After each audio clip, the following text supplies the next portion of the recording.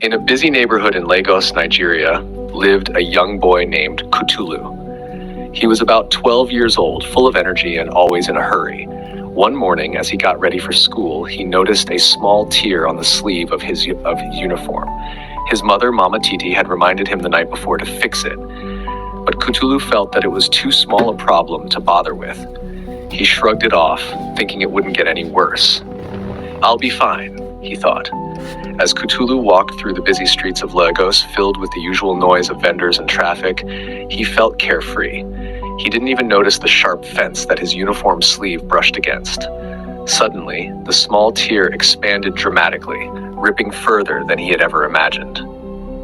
Kutulu froze, staring at the larger tear now in his shirt. His frustration grew, realizing that he should have listened to his mother.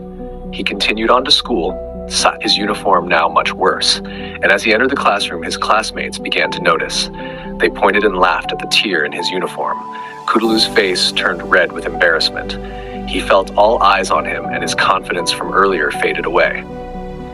His teacher, Mr. Adebayo, noticed the torn uniform and gestured for Kutulu to leave the classroom. "You can't stay in class like this," Mr. Adebayo said with a calm yet firm tone. Kutulu walked out of the room, his head down, embarrassed by what had happened. As he walked home through the chaotic streets of Lagos, Kutulu reflected on his actions. He realized that he had ignored his mother's advice, thinking the problem was small, but now it had become a much bigger issue. At home, Kutulu sat on the floor, trying to stitch the torn uniform. But it was harder than he thought. The fabric was unraveled, and the stitching didn't come out as neat as he had hoped. His frustration grew as he struggled to fix the damage. Just then, Mama Titi walked into the room and saw her son struggle. She didn't scold him. Instead, her calm eyes filled with understanding. "You see, my son," she said softly, "a stitch in time saves 9. Kutulu looked up at his mother, realizing the truth of her words. He now understood why she had urged him to fix the tear earlier. With newfound determination, he took a deep breath and tried again, this time stitching the fabric with more care and focus. The repair was not perfect, but it was better than before.